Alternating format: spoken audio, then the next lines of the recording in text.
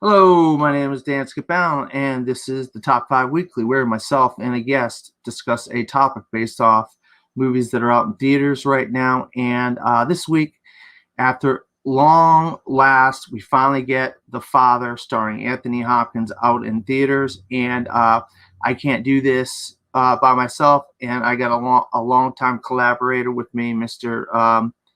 Stephen Billings is back with me after quite a while. We've done a lot together. Welcome, Stephen. How you doing this evening? Just living life. Finally on a vacation from work, so this is the start of my vacation. But yeah, I do a lot of stuff like this. Me and Dan used to do the original iteration of this back in the day, and we've collaborated on other pod. He's been on my podcast a couple times, which is Cinema Discovery Project, and yeah, we're just movie buds, and we just this is where we're at home. So let's do this. Yeah, we love talking about movies. So, what do you think about this topic, Anthony Hopkins? Yeah, Anthony Hopkins. He's a guy that's kind of always been in my life, and he's one of them guys that just seems to always be old. Kind of like Steve Martin. He's like always been old, and then which is weird, but yeah, he's an actor that brings a lot of weight to everything he does, even when he's in Transformers, I guess. Nah, not really. He's not really bringing a lot of weight to that role, but he's always kind of just really well respected, and I'm always interested in what he's doing. So looking through his filmography, trying to figure out my list, I wish I had seen more. So I'm kind of going with what I know, and hopefully we both pick some interesting picks out of his filmography. So, Yeah, I mean, he had a lot of films that we can pick. He's been around for quite a while. So, let's get into this. You're the guest, so you always get to go first. The guest does. So, what is your number 5? my number 5 is it's one that he's not necessarily the lead, but he's part of kind of an ensemble, and he's very important in this ensemble, and that's the film Legends of the Fall. This movie is kind of like an epic romance. It takes place between kind of like World War I up through the mid '60s, and it's about a father and his 3 sons, kind of him raising them, and then the sons all kind of like fall in love with this one woman, and it's about a lot of things, but a lot of it's somewhat a slice of life type of movie.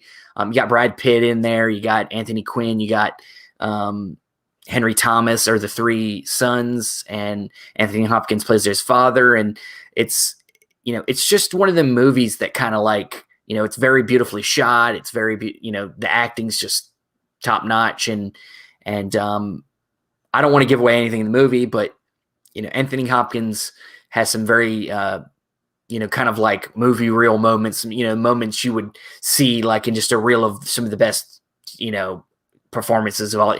There's a few scenes in this movie where he's just very exceptional, and in the movie he has a stroke, so he has to kind of distort his face a little bit and stuff. So he really puts on some acting chops in this movie, and so it's one of my favorite performances of his, and really just all around just great film. So my number 5 is Legends of the Fall. Yeah, I had Legends of the Fall in my honorable mentions. It was definitely in there to make my list, but it just kind of missed my list by 1 or 2 spots. If I did a top 10, it definitely would have made my list. But yeah, that's a great film, Legends of the Fall. I agree with you. That was a good pick for you to have it on your list. My number 5 is a pick. He does play the father figure a lot. Like we said, he's played the older guy in films, or the grandfather, the father figure, the matriarch, that sort of thing, quite a bit in different films.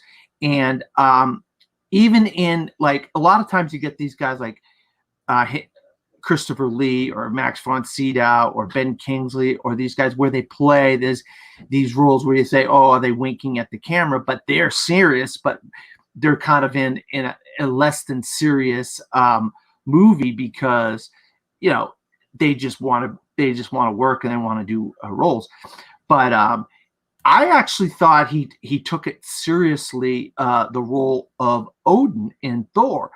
with what he has to deal with his two sons and Laufey, the ice giant, and casting out of Thor and whatnot. You're not worthy, and all this kinds of stuff. And then, similar to Legends of the Fall, he doesn't have a stroke, but he goes into what's called Odin sleep, and he ends up sleeping for a portion of the movie, but he then comes back. But his role earlier in the movie is really serious. I felt like Anthony Hopkins really took that role seriously, and for Marvel and to cast such a actor with so much gravitas in that role, I thought was a very great choice, and that's why I have Odin from Thor on my list at number 5. What do you think about that?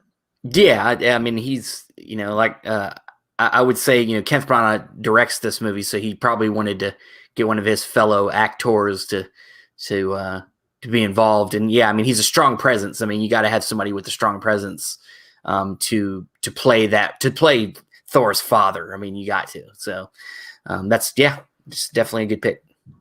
All right, what is your number 4? Number 4 is kind of a movie that was a movie I saw a lot as a kid. That it was kind of one of them things where I didn't even really recognize Anthony Hopkins yet, really, until I eventually saw maybe like another one of his movies that we might talk about later. But this is part of a genre that I don't think always is done well, but I think this is one of the better ones, and it's part of the animal attack genre, and that's the movie The Edge, which stars Anthony Hopkins and also his name's escaping me. 30 Rock guy. 30 Rock. Not 30 Rock. I don't know. But he Baldwin. Alec Baldwin. Oh, okay. Sorry. Yeah, sorry. I had a brain fart there. But basically this is this is animal attack. This is with a bear. And so basically he plays like this millionaire, and he goes out to like this cabin that he has out in the wilderness, and his wife is like a young wife, and apparently, I don't want to give the whole, but it's pretty basic. Basically, Alec Baldwin wants to get Anthony Hopkins out of the way, so they get trapped in the woods on a trip out there, and basically they have to survive. And as they're trying to survive, just the elements, they're also getting basically hunted down by a bear, a huge grizzly bear. So to me, it's just a really well made movie of that genre, and I really enjoy that movie. So that's my number 4 is The Edge.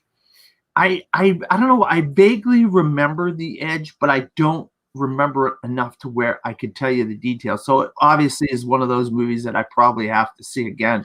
And that is a great recommendation on your part, having that on your list. I just don't know if I've seen it or if I haven't seen it. So it's one of, oh man, I think it's one of them kind of like hidden gem kind of movies, especially of the 90s. I think the 90s has a lot of them movies that are like kind of like somewhat forgotten, that is ripe for rediscovery right now. So yeah. All right, my number 4 is a movie that came out last year, and I'll tell you right now, I thought it was a phenomenal movie. And you think to yourself, the title, The Two Popes. What could be good about that? Well, it's very good. And Anthony Hopkins plays Pope Benedict. And he is basically opposite Jonathan Pryce, who plays the other Pope. I don't have both of them down here. But the one Pope is trying to quit the Vatican, and he's trying to convince the other Pope that he should be the Pope. And in between, they kind of have different conversations, and they go to different places and they kind of talk. They go to their villas in Italy or wherever they go, and they have these discussions, and they're like discussions about life, and they're discussions about existentialism, about sexuality, and about the world as a whole. And these are just such engaging conversations.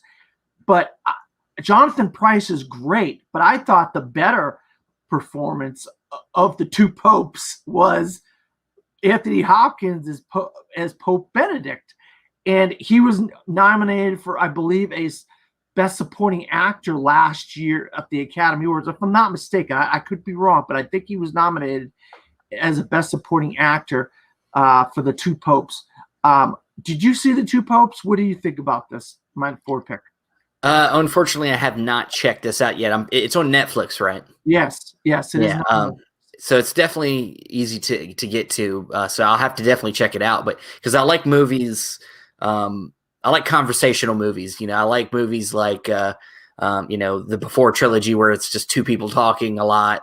Movies like even like Steve Jobs, where it's a lot of just dialogue heavy, just really getting into the psyches of characters is something I'm very interested in. So I'll definitely check this one out eventually. And I heard a lot of good things. So yeah, I mean, Jonathan Pryce and Anthony Hopkins are both fantastic in this film.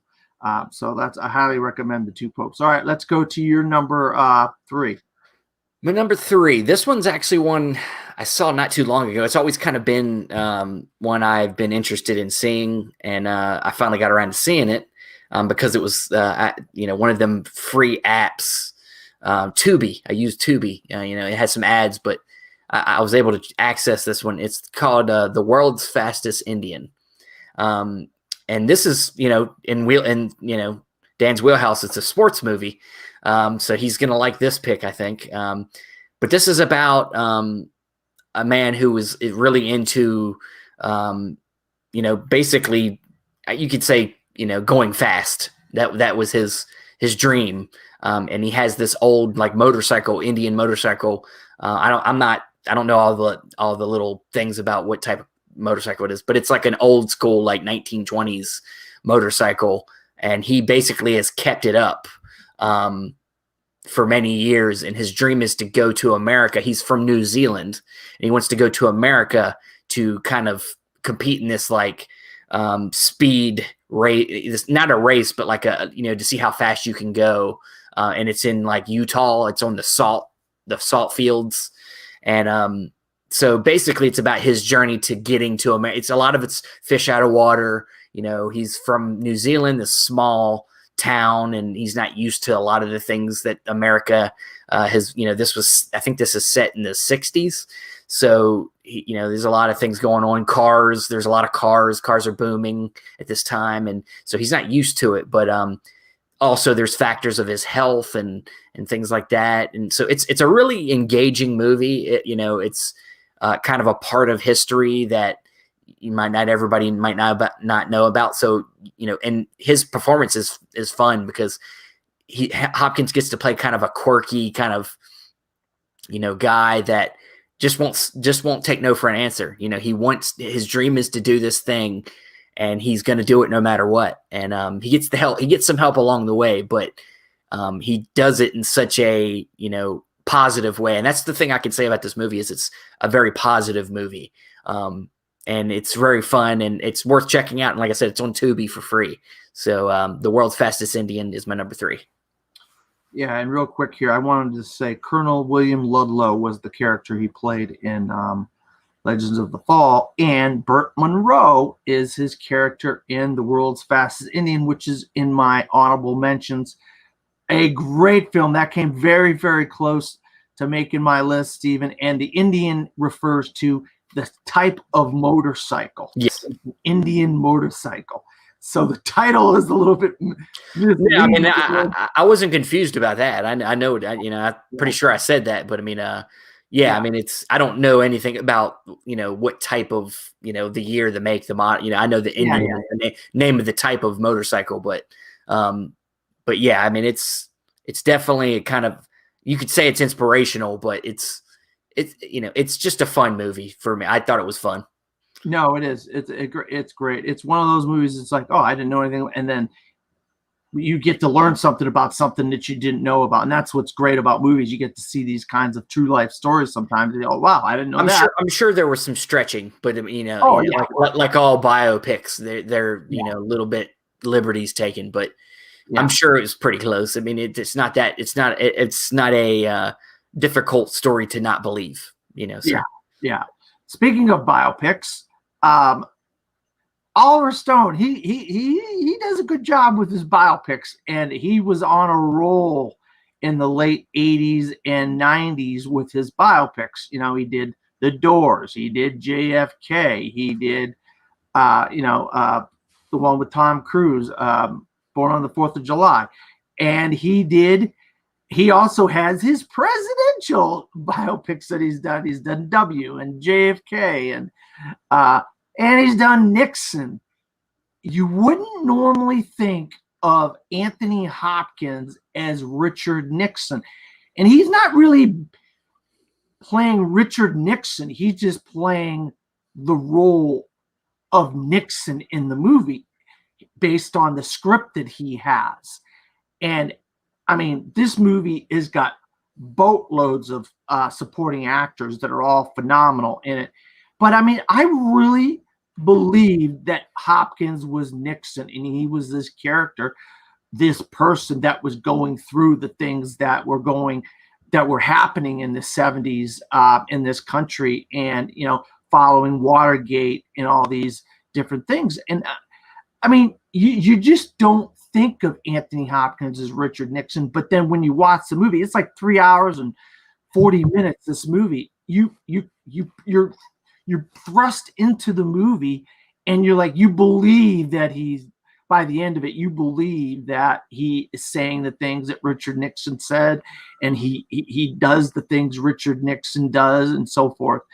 And it's not one of the best presidential portrayals, probably, but it's not a bad presidential portrayal either. And it's only because of Anthony Hopkins, who is probably one of the greatest living actors around. And he just brings something to the role that you just don't expect from someone playing Richard Nixon. And we've had Frank Langella play Richard Nixon. We've had some different portrayals of Richard Nixon, but Hopkins gives everything he can, and Oliver Stone gets a lot out of Anthony Hopkins as this role of Tricky Dick Nixon. Have you seen Nixon? What do you think about this portrayal of one of our most crookedest presidents we've ever had? Well, I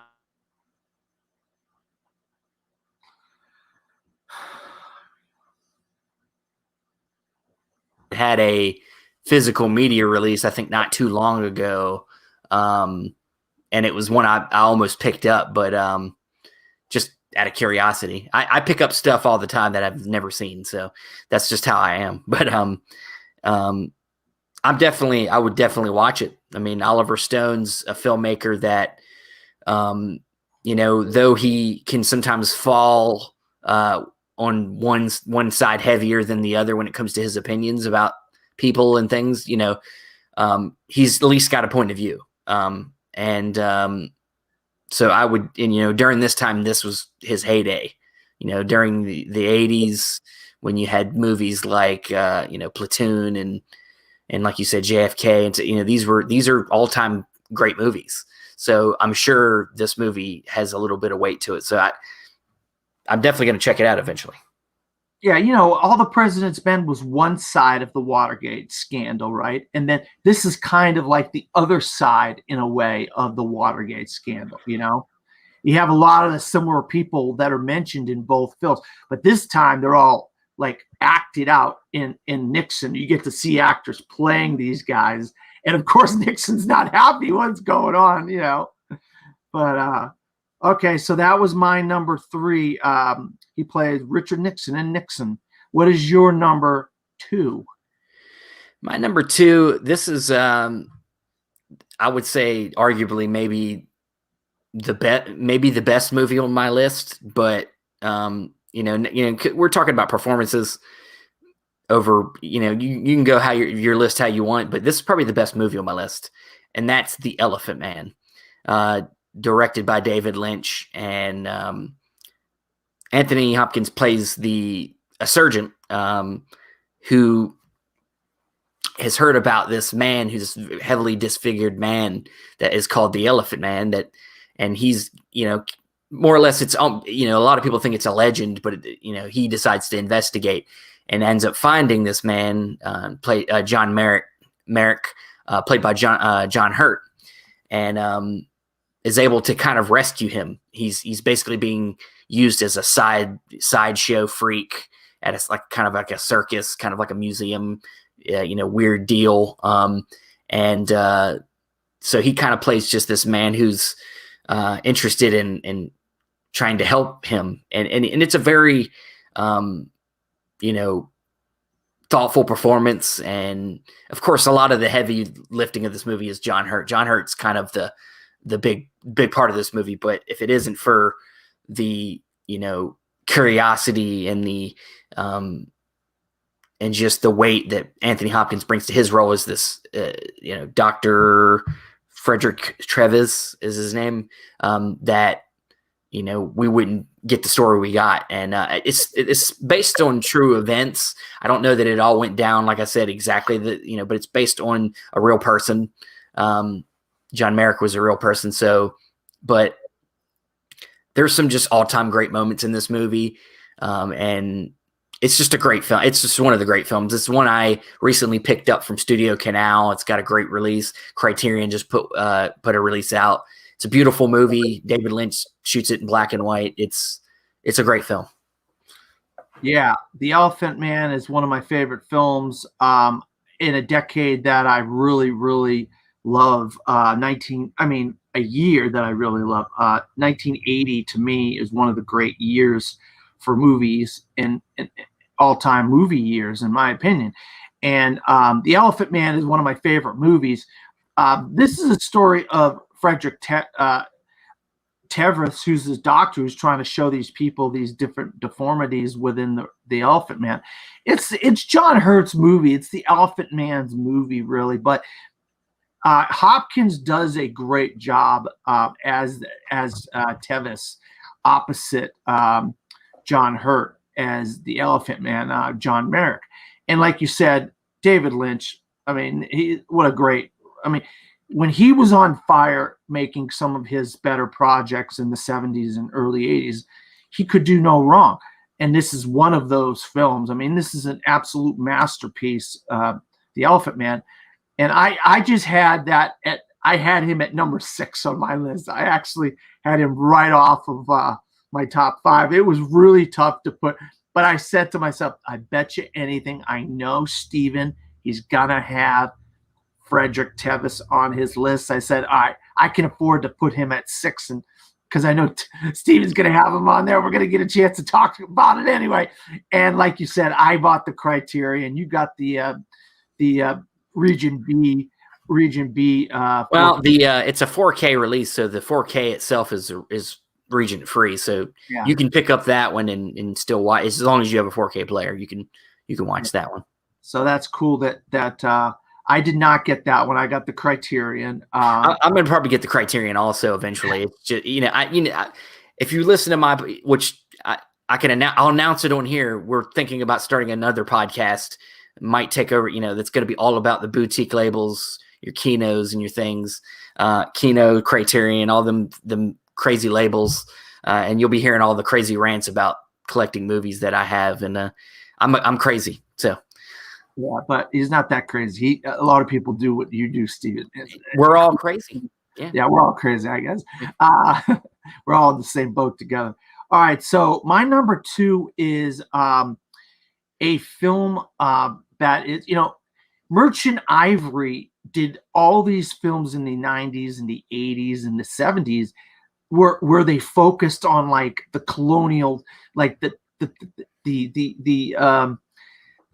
fancy side of England back in the 1920s, the 10s, the 1800s, where they're wearing all these clothes and these old cars and these big mansions and all this kinds of stuff. You had films like Howard's End and films like that. Well, you've also had shows like Downton Abbey on PBS, and you had Gosford Park. Well, before all that, you had a film called Remains of the Day, where Anthony Hopkins plays a butler, a head butler named Mr. Stevens. And Mr. Stevens is the head of the whole house, all the employees of the house, the downstairs. And if you know this whole world of these big mansions, they have an upstairs and a downstairs, and all the service people work downstairs and live downstairs, while the rich and famous and the hoity-toity and all this, the parties and everything else is going on upstairs. And so Mr. Stevens runs the house, and he runs the maids and the footmen and all the cooks. He runs all these people. And Anthony Hopkins stars basically opposite Emma Thompson, who's the head maid. And she is like, she kind of a lot of the time goes head to head with Anthony Hopkins in this role.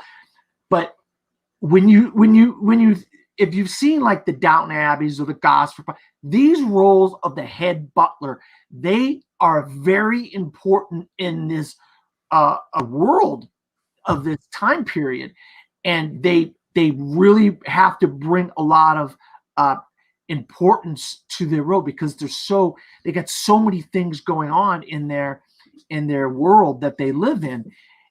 And Hopkins just gives probably one of the best performances of his career as Mr. Stevens. And opposite Emma Thompson, they are just fantastic together. And he's dealing with like the guy that runs the house is probably a Nazi, and he's having Nazi parties over there. But this guy's got to run the butlers and the footmen and everything. And then he made some mistakes along the way, because we're all human. And he kind of has to try to make up for some of those mistakes he made towards, there's like a framing sequence in the film. Absolutely phenomenal as Mr. Stevens. That's why I had Mr. Stevens from Remains of the Day at number 2. Have you seen Remains of the Day, Stephen? I think I have at some point. It's kind of fuzzy, but I will say this, and I'll probably get some crap for this, but this particular genre of movie, it's not my I don't like it. I get kind of bored of these like posh English upper class movies. They're kind of boring. Like the few that you named off, like Gosford Park, can't watch that movie. I can't stick with it. It's so boring. It didn't have enough for me. I just rich people talking about things that don't matter. It kind of bores me. So, but there are exceptions, of course. But for the most part, that genre I can't stick with it. And it's been a while. If I've seen it, I don't really remember it that well. So maybe I'll check it out again. But yeah. No, that's fine. I recommend it to you if you really want to see. Emma Thompson and Anthony Hopkins are just phenomenal. Plus, Christopher Reeve is in there. So you got Lena Headey is in there. You got some neat cameos. Oh wait, that looks like such and such. Yep, that's who it is. So Remains of the Day was my number 2. But let's get into some honorable mentions. I know I already kind of said a few of mine because you mentioned them on your list. So let's see some of your honorable mentions. I didn't know. I didn't prepare an honorable mentions list. I just prepared a 5. Okay. So I mean, there's probably some that I could search and be like, oh yeah, that's pretty good. That Thor is pretty good. He did a movie in the 2000s called Fracture that was kind of interesting with Ryan Gosling. But I'm not prepared. So yeah. Yeah, I mean, it's completely The Right. He plays a character by the name of Father Lucas in The Right. This is a horror film about exorcism and learning about exorcisms. Very good film, very underrated film. I mentioned Howard's End. He plays Henry Wilcox. Once again, acting opposite Emma Thompson, and this is about a house. Everybody's trying. The matriarch of this house dies, and they're trying to get a hold of this house called Howard's End. And the house is a nice house, but you're like, this is what all the hubbub is about. This house, Howard's End. but it's in one of those stuffy English movies that you don't like. He played Abraham Van Helsing in Bram Stoker's Dracula. Oh man, he has some great lines of dialogue in that film.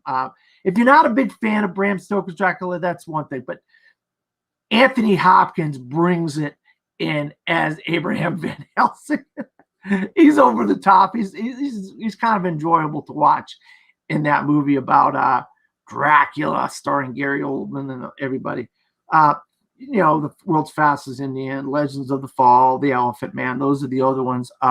Proof.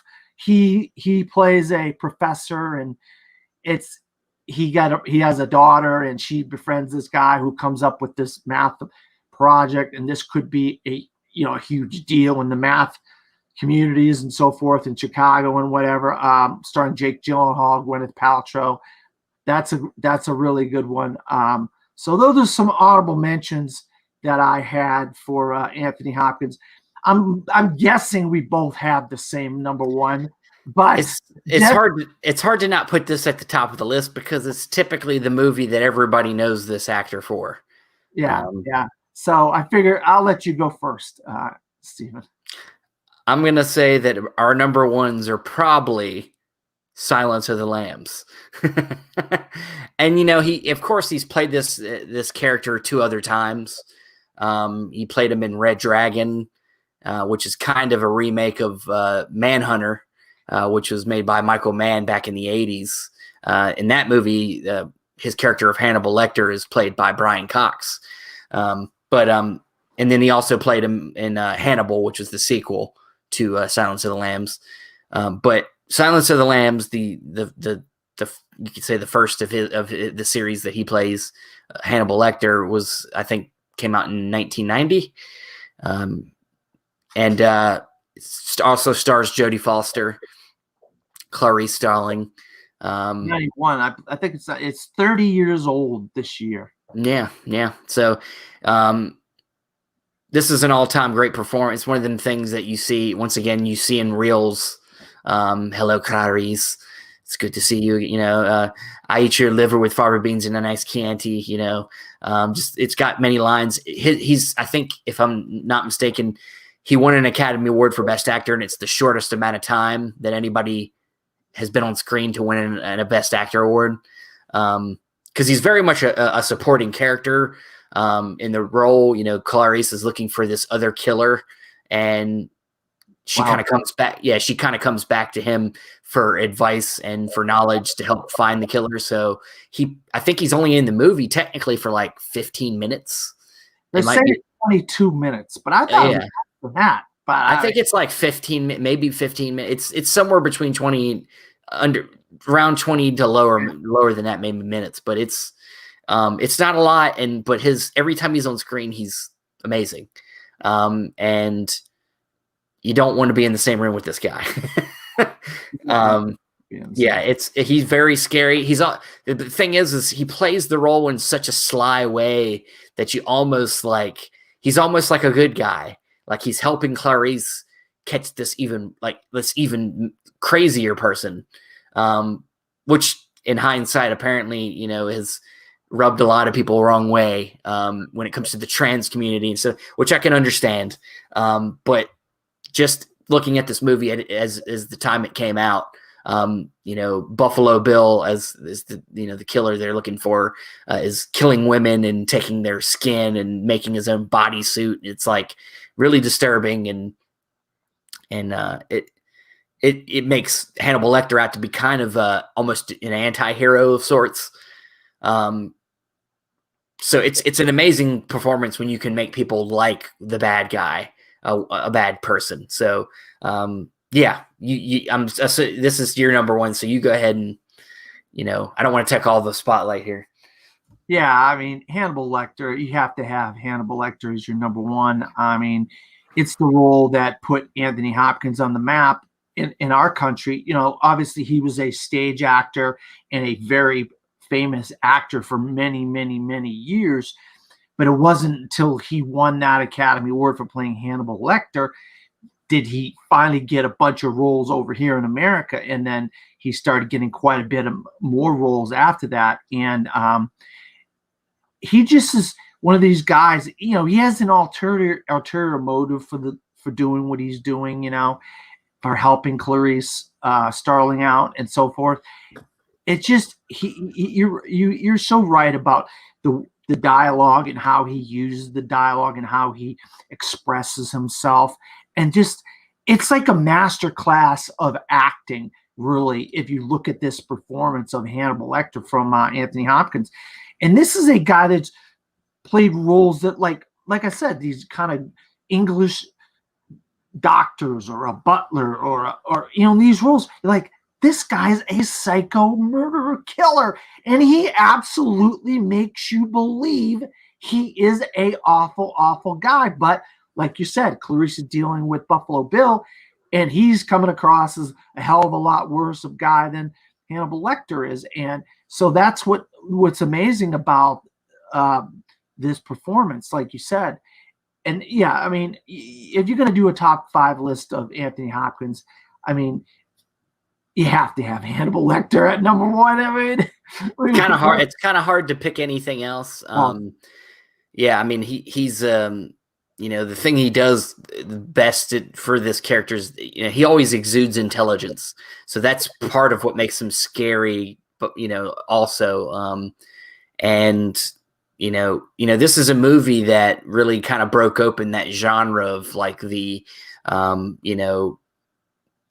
CSI, kind of like by the, procedural police type of story. Yeah,